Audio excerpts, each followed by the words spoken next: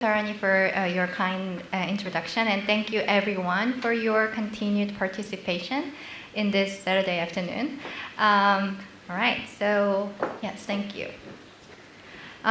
So I'm very honored to present my work today to all of you, which is about adolescent mental health as a primary outcome of my study today. And then also one of the important predictors of mental health, which is childhood social and emotional competence. This presentation is specifically about how a social and emotional competence grow over time, especially during the elementary school years, and then how it predicts later mental health outcomes during the middle school transition period. So, youth mental health is a global public health concern. And as you can see in this figure, the global prevalence rates of depressive symptoms among teenagers have significantly increased during the past 2 decades. And also, we have observed that Asian adolescents have higher risks of mental health issues, such as depressive symptoms, compared to other teenagers in some of other continents around the world. And not just the mental health issues like depression, but also for their mental well-being. In many international comparisons, East Asian children, like in Korea or Japan, they tend to have lower ranks for their mental well-being. For example, in the recent UNICEF Innocent report. So, developmentally speaking, the late childhood to early adolescence is a very critical period for youth mental health because almost half of all lifetime mental disorder cases start by age 14. And for most children, this overlaps with the transition from elementary schools to middle school or primary to secondary schooling.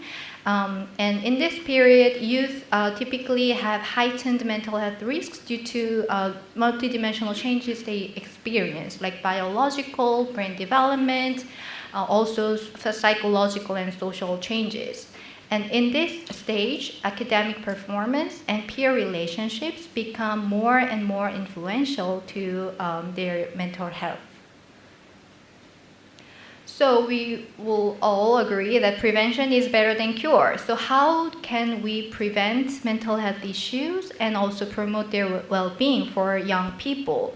One of the recommendations recently made by WHO is to provide the universal preventive interventions, and specifically they are recommending universal social and emotional learning interventions based on a robust evidence about suggesting the effectiveness of school-based SEL or social and emotional learning interventions in reducing emotional distress and promoting other positive outcomes. So what is SEL or social and emotional learning? Very briefly, it's a process or intervention to promote social and emotional competence, or I've called SEC. So what is SEC? It's a multidimensional construct involving cognitive, emotional, and behavioral abilities to engage in healthy interactions with oneself and also with others.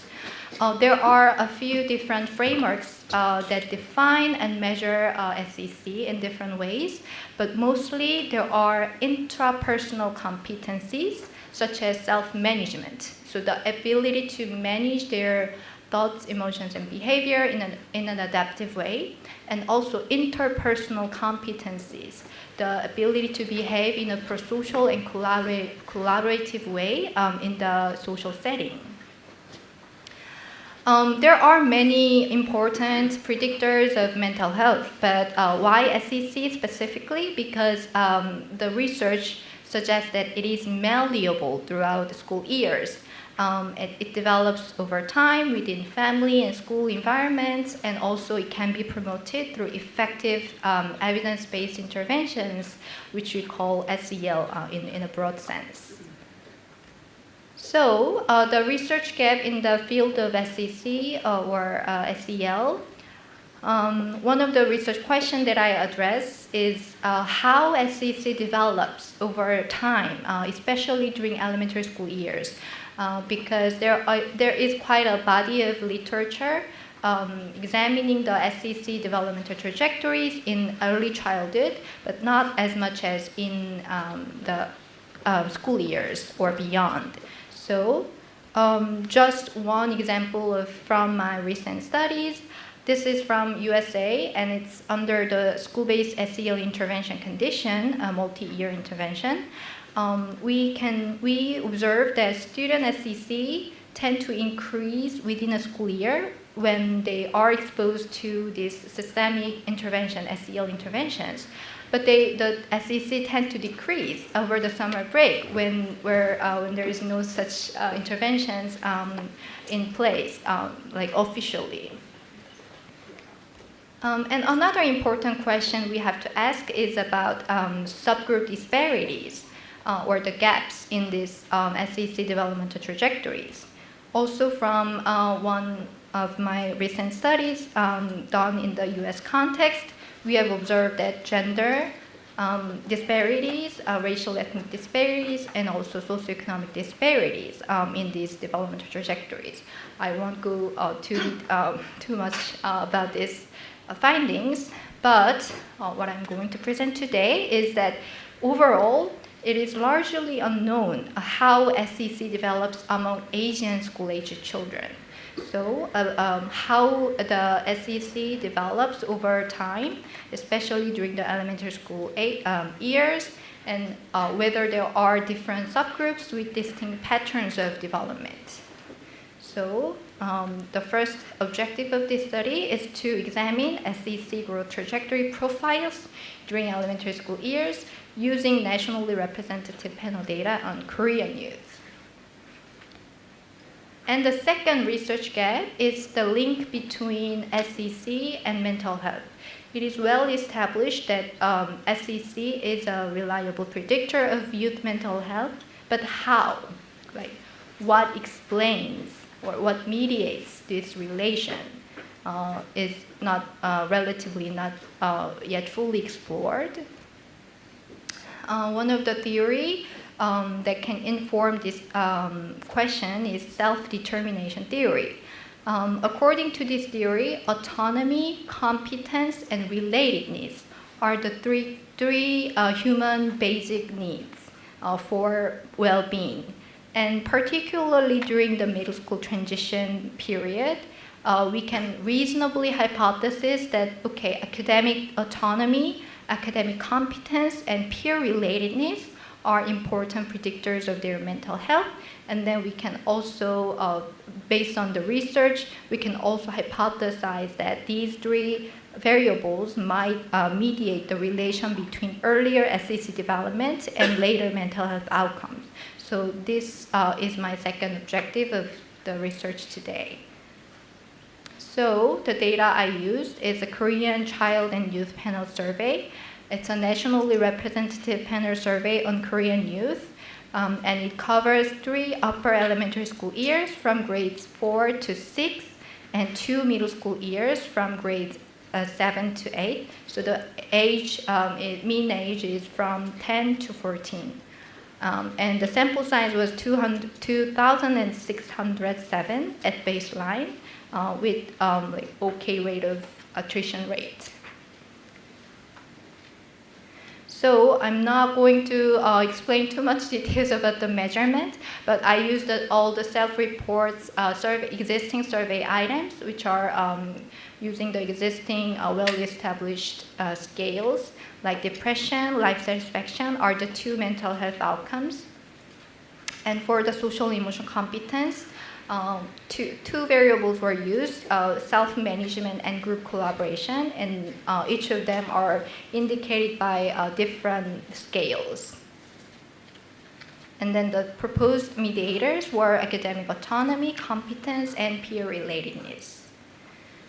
So to identify the latent profiles of SEC growth trajectory, we used the latent profile growth modeling.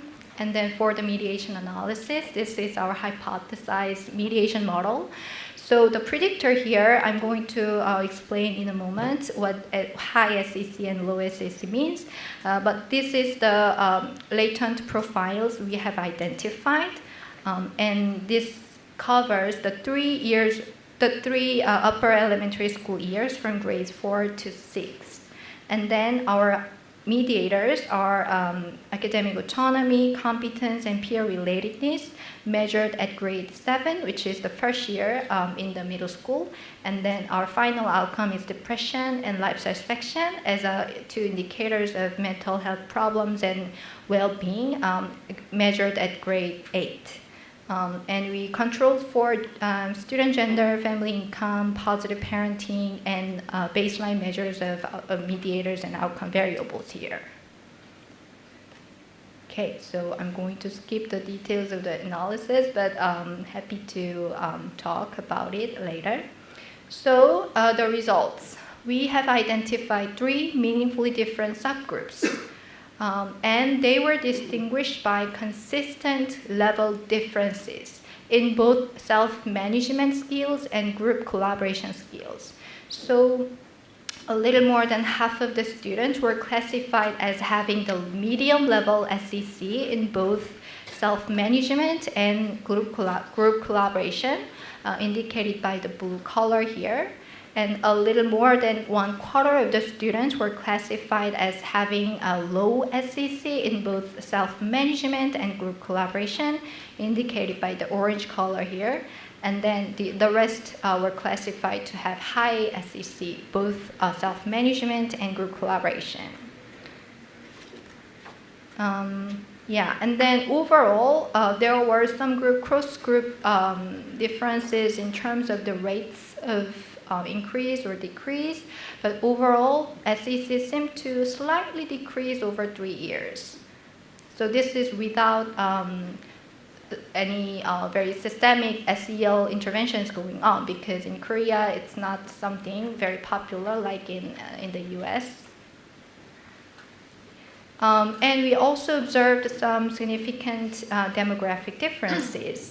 Like, for example, for gender, more girls were classified to have high in the high SEC group versus boys more in the low SEC group.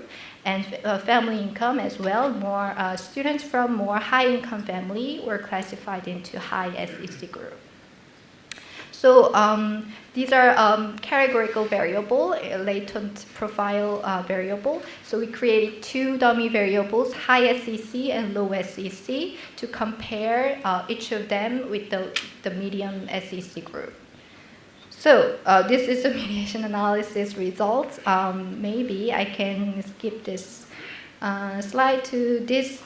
So when we compare the students from high SEC group versus low SEC, medium SEC group, the students who had consistently high level of SEC during the elementary school years, they had lower depression and higher life satisfaction later. And that was partially mediated through academic competence and peer relatedness. When we compare the students from the low SEC group versus medium SEC group, the students who had low SEC throughout the elementary school years, they had higher depression and lower life satisfaction later in middle school. And that was partially mediated by peer relatedness. So in summary, we have observed these 3 groups that were differentiated by the consistent level differences, and also we have observed that peer relatedness was a key mediator that partially explained the outcome differences between all 3 groups.